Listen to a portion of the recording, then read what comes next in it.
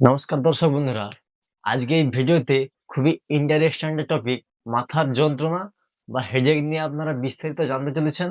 মাথার যন্ত্রণা কেন হয়, আপনার আসলে মাইগ্রেন হচ্ছে না সাধারণ কোনো মাথা যন্ত্রণা হচ্ছে, কিভাবে আপনি বুঝতে পারবেন।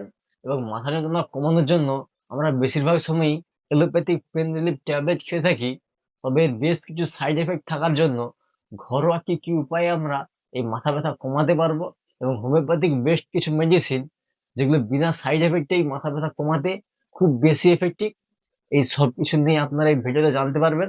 তো চলুন ভিডিওটি শুরু করা যাক। মাথার যে কোনো অংশে যন্ত্রণা বা ব্যথা হওয়াকে ইংরেজি ভাষায় হেডেক বা হেড পেন বলা হয়। হতে পারে এটা সাধারণ বা গুরুতর কোনো মাথা ব্যথা।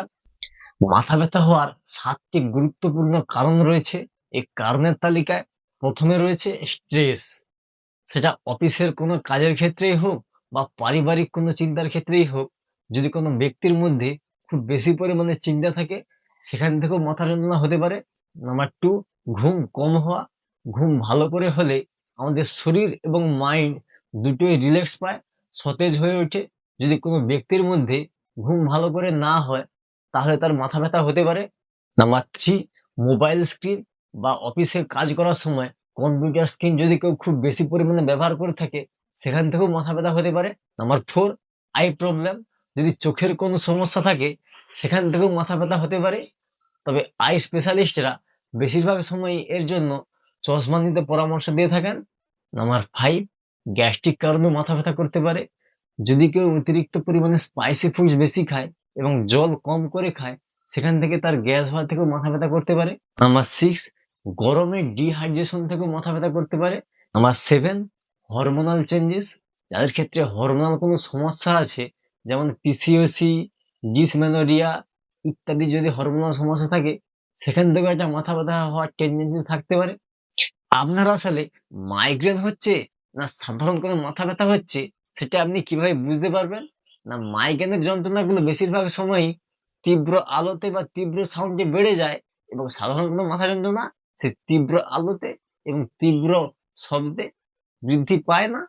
এবং মাইগ্রেনের ব্যথা বেশিরভাগ সময়ই যে কোনো মাথার এক পাশে হয়, হতে পারে সেটা ডান দিক বা হতে পারে সেটা বাম দিক, যে কোনো এক পাশে হয়। কিন্তু সাধারণ কোনো মাথা ব্যথা মাথার কোনো এক পাশে হয় না, প্রায় সমগ্র মাথা জুড়েই হয়।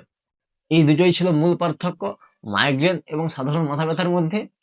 ঘরোয়া কি কি উপায়ে আমরা এই মাথা ব্যথা কমাতে পারবো? না, মাথা ব্যথা হওয়ার সময় যদি আপনি ঠান্ডা জল দিয়ে ভালো করে মাথা ধুয়ে দেন, তাহলেও মাথা ব্যথা কমতে পারে। এবং যদি অন্ধকার ঘরে গিয়ে 1 থেকে 2 ঘন্টা রেস্ট নেন বা একটু ঘুমিয়ে যান, তাহলেও মাথা ব্যথা কমে যেতে পারে। এবং যদি আদা চা বা লেবু চা খান, তাহলেও মাথা ব্যথা কমতে পারে। যাদের ক্ষেত্রে অতিরিক্ত স্ট্রেসের ফলে মাথা ব্যথা হচ্ছে, তারা নিয়মিত মেডিটেশন বা যোগা করতে পারেন। এগুলো খুব বেশি উপকারী।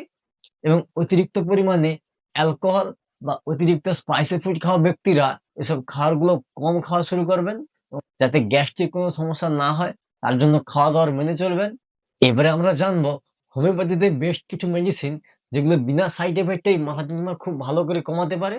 তবে এই মেডিসিনগুলো যদি আপনি লক্ষণ বুঝে ব্যবহার করেন, তাহলে খুব ভালো রেজাল্ট দেয়। তো চলুন সেই মেডিসিনগুলো এবং তাদের লক্ষণগুলো আমরা জেনে নিই। এই মেডিসিনের তালিকায় প্রথমে রয়েছে পেলেটিনা 30।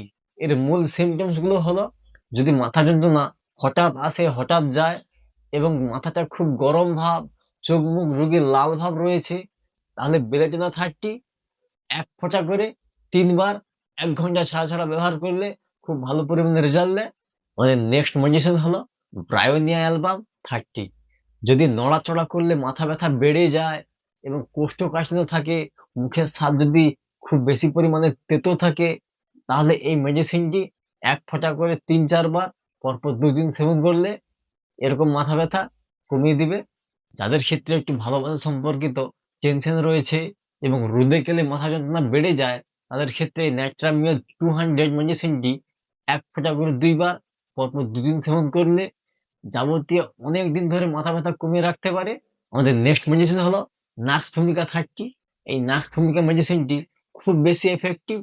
যারা বেশিরভাগ সময়ই রাত করে ঘুমায়, অ্যালকোহল ড্রিঙ্ক করে, তাদের ক্ষেত্রে এই নাক্স ভূমিকা 30 1 ফোঁটা করে 3 বার পরপর 3-4 দিন সেবন করলে তাদের এই সকল সমস্যাগুলোর উপশম দেয় এবং মাথা ব্যথাও কমিয়ে দেয়।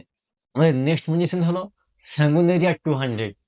মাইগ্রেন হওয়ার সময় যদি ডান দিকে মাথা যন্ত্রণা হয়, তাহলে স্যাঙ্গুনেরিয়া 200 এক ফোঁটা করে 2 বার পরপর 2 দিন সেবন করলে মাথা ব্যথা খুব ভালো পরিমাণে কমে থাকে।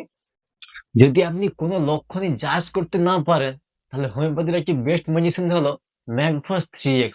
এই মেডিসিনটি ট্যাবলেট আকারে পাওয়া যায়।